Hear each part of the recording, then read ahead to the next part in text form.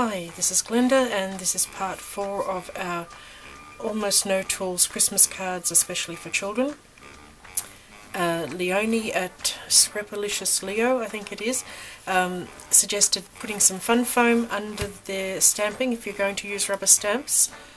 I think most of the issues I'm having with my one at the moment is that it's really ancient and it's getting dried out. But just give them something with a bit of cushioning if they're going to use a rubber stamp. So this next section will begin with tea bag folding. It's a form of origami. All you're going to need are some printed squares. You can get, there are mountains and mountains of tutorials on internet along with free papers.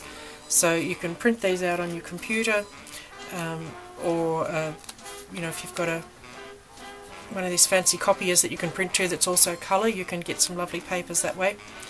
I would suggest that the younger your children, the bigger you make the paper, because they're going to find it more difficult to fold.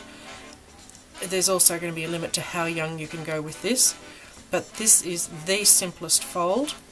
You're simply going to fold your paper in half, diagonally, unfold it, and fold the 2 points up to make a kite. So it's folded diagonally to get the mark, unfold it, fold your 2 points up,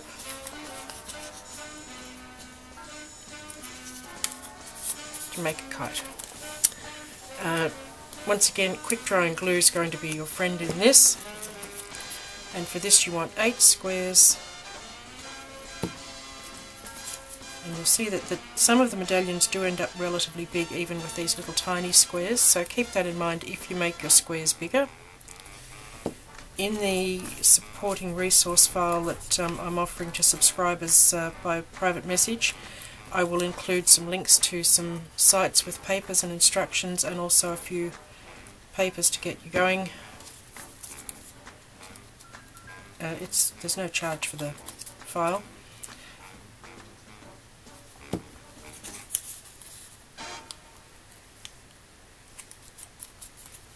I'm also thinking this might need to be more spread out. Sorry, I tested several things before I came on. I didn't test this particular fold.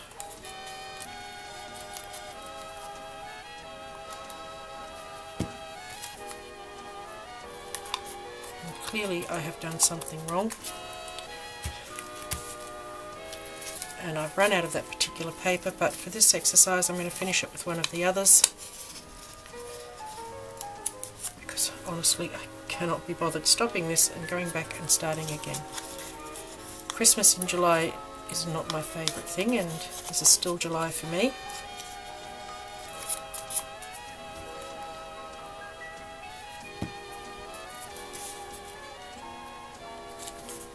You will not get the full effect. You'll get a most unusual effect with this.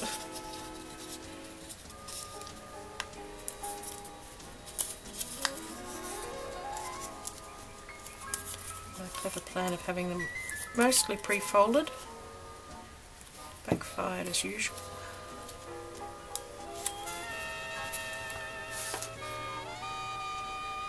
Kind of wondering what I did wrong.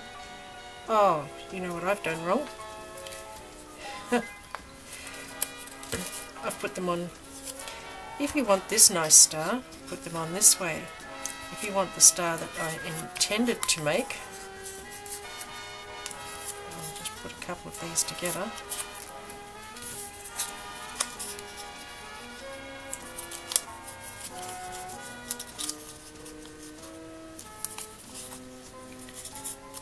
Okay, if you join them together that way, with the open end down, you will only need 8.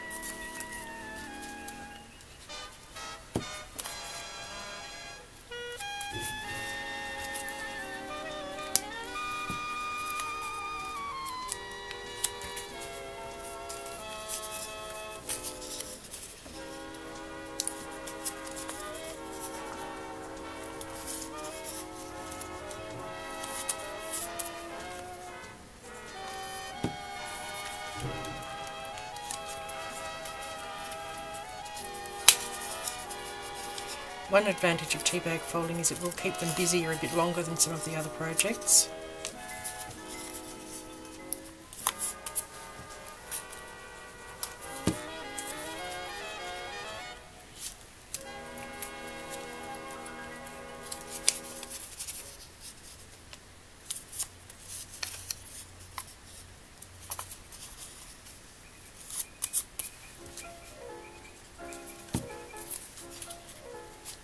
So the last one, of course, we want to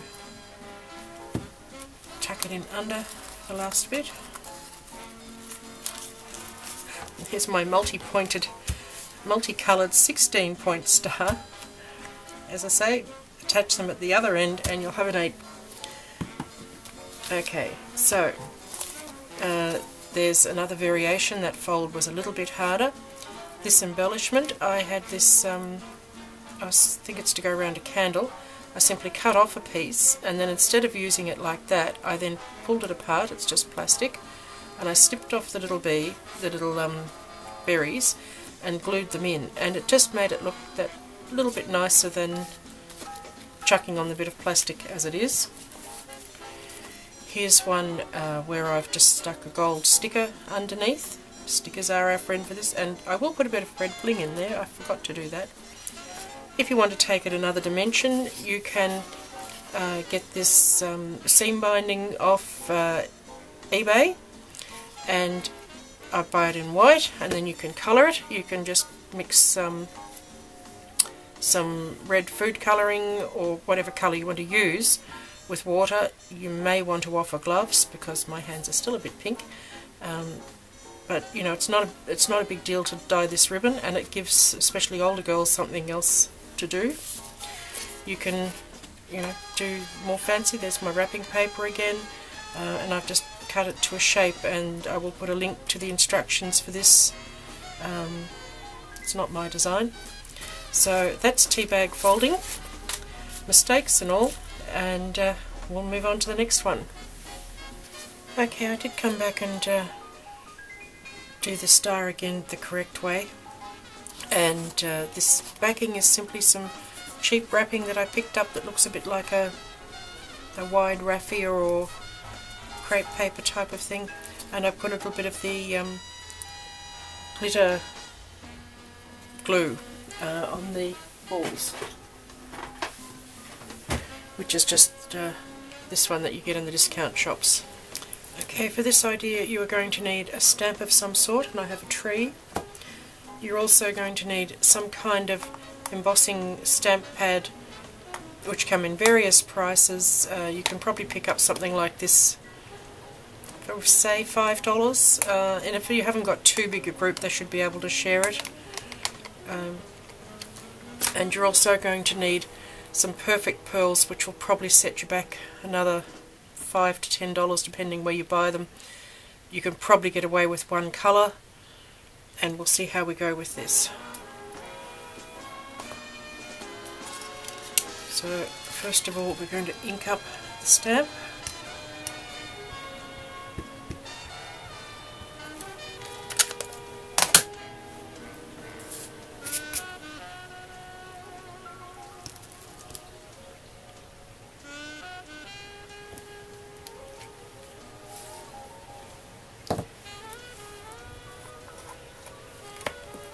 To take a soft brush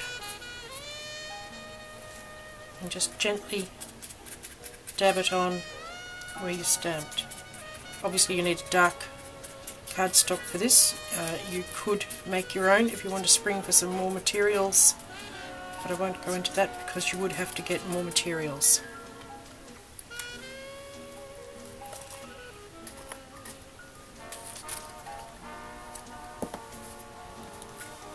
Get a clean brush and brush it off.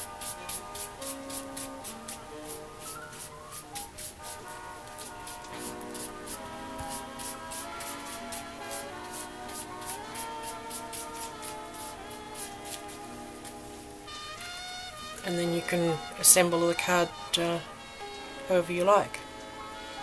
So I'm hoping you can, there we go. You want to spritz it with a really fine water mist, It's probably even too much, but just, and that will set the pearls, so then just leave that to dry. To finish off our card made with the perfect pearls, you could invest in an edge punch. It depends how much use you're going to get out of it. If it's one little project, I wouldn't bother. You're looking at least $25 for a decent punch. I've got some decorative scissors. They're super cheap everywhere, and crafters are likely to want to give them away. They have gone out of favour somewhat, but we'll just put a decorative edge down the card. I would suggest really young children aren't going to manage to line these scissors up. And I don't work with children enough to know what age is going to manage these. It's just another way to finish it off. You could just do the one edge. I'm going to do both and push my luck.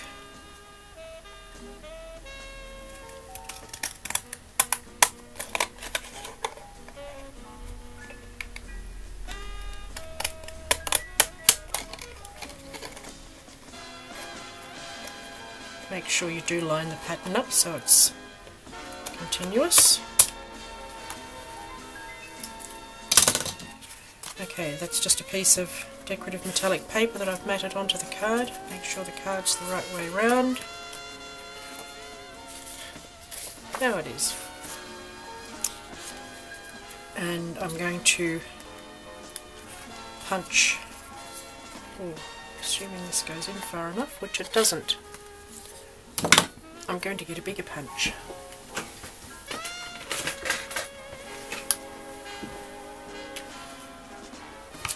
You could just poke holes with something pointy. That's not big enough either, so let's go with a plan where we poke holes.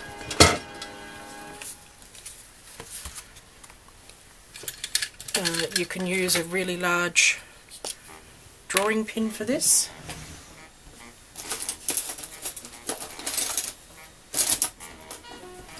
Which these are around. I'll do that. And some sort of soft padding to punch it on. Even a phone book, if you can still find one. Or a number of layers of fun foam.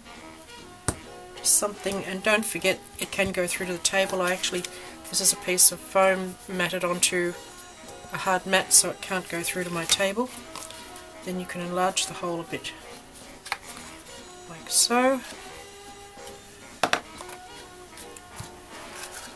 And I've got some thin gold stuff. Cording.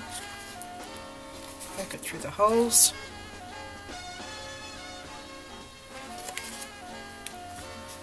Don't let it fall back out.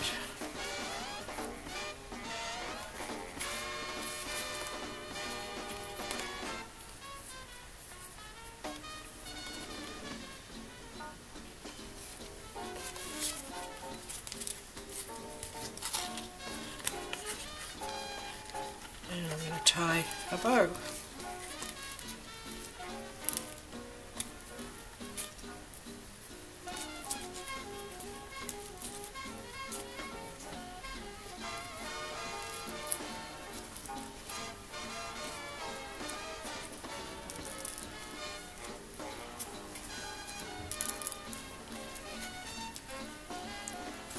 If you don't want to tie it around the card like that, you could simply tie a bow separately and stick it on.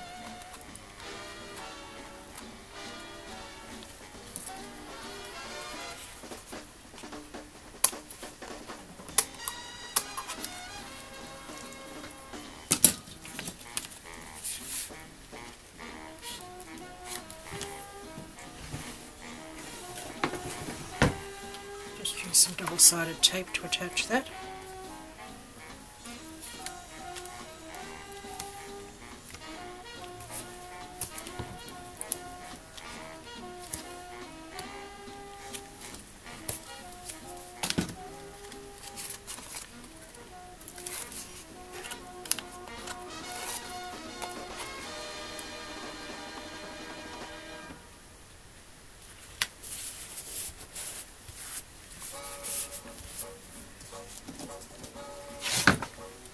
have another of my many Christmas stickers here.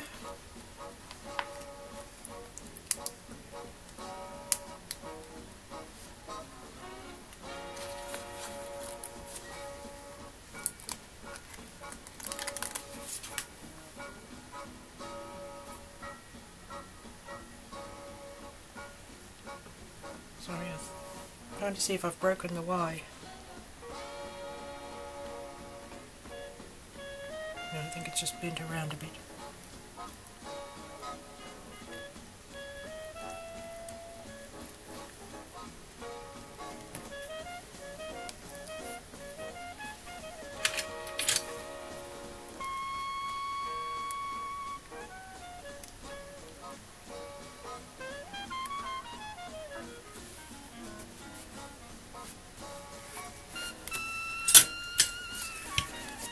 And there's our pearly card. Now for this next idea, don't know whether you can see that, but I've actually put a pattern of hot glue on the card. If the kids are up to hot gluing themselves, they can do that. If not, you may want to prepare them. If not, you may want to glue on paper clips or washers or something like that in the shape of a tree or something Christmassy. Then we'll need some normal aluminium foil and some glue, which for some reason I'm having trouble spotting.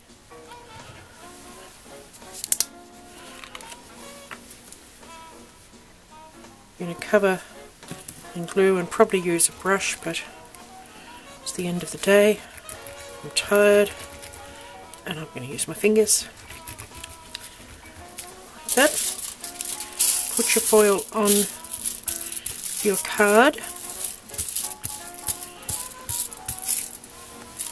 Clean your fingers off if you decided to do it that way.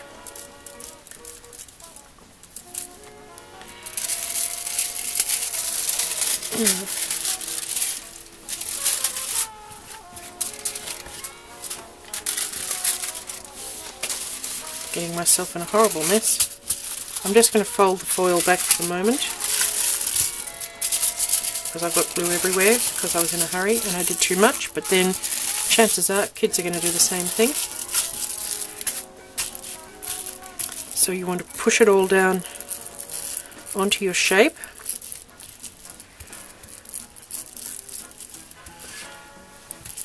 Probably wouldn't hurt to wait until the glue dries, but then you want to get an icy pole stick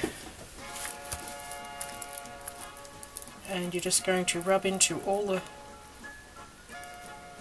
bits. Try not to tear the foil, which should happen less if you've waited for the glue to dry.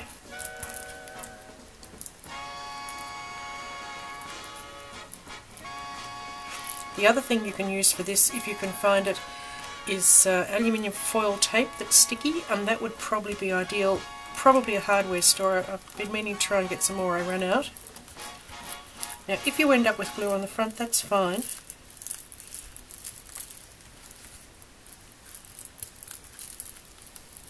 This is not a 5-minute project, this one.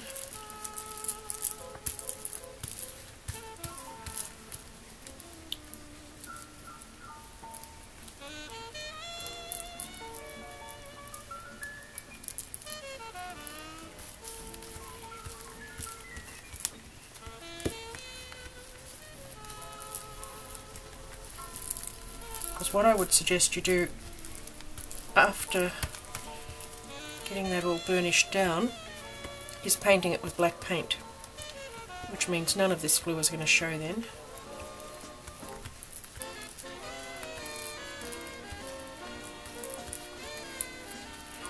So I will let this dry and paint it and come back.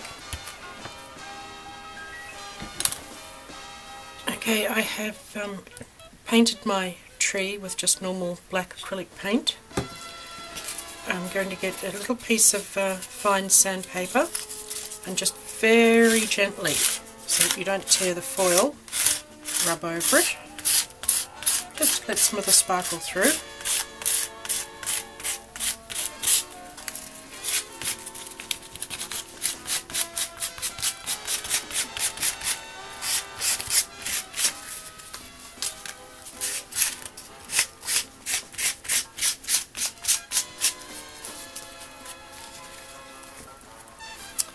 And now you can either invest in some metallic wax rub-on paste, that's Inca Gold or Rub and Buff, but they're fairly expensive. If you're just doing one little project, it's probably not worth the expense. I have got some matte acrylic metallic paint. I'm hoping like mad this is going to work, because I would normally grab the metallic paste, just rub a little bit over your tree or whatever it is you've got underneath.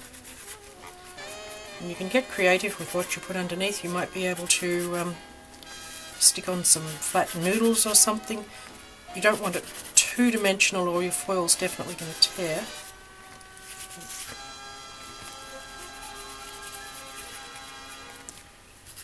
I mean, you don't need to get more than one tube of this. You only have to offer one colour, and unless you've got a huge group and you want to offer several colours.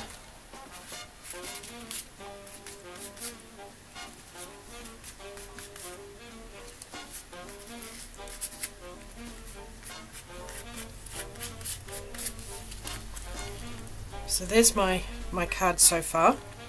I have trimmed the foil back a little bit on the back, and I was thinking with this it may be a project you want to do over a number of sessions so that you do get to let your glue dry and then let your paint dry, or if you've got, it depends what your activity is. If it's Girls Brigade and you've only got one evening to do it, if you can get hold of a heat gun to dry the projects, you can obviously move on to each stage a bit quicker. I mean, I didn't let the glue dry and it worked, but the foil is more likely to tear.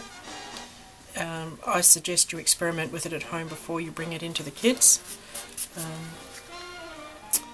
But there's that idea, and if you want to go steampunk, if you can get hold of some little gears and cogs and things, they can decorate the tree with that and make a real steampunk look, which is quite in some areas. It's not everyone's taste. But they're not always easy to find, little watch parts and things like that, and of course watch parts all have very sharp pieces on them, so you'd have to watch that with kids, and you would need a strong glue to attach them. Okay, to finish off our dimensional card, our glue card, whatever we're calling it, I've mounted it onto some black cardstock. If you use dark cardstock, don't forget to put a white liner in so there's somewhere to write. I've added a little gear up the top. Equally, it could have been a little blingy star or whatever, and I've just added some little sequin stars on it as well, just to finish it. So hopefully, I don't know how well the camera's picking this up, but that's that one.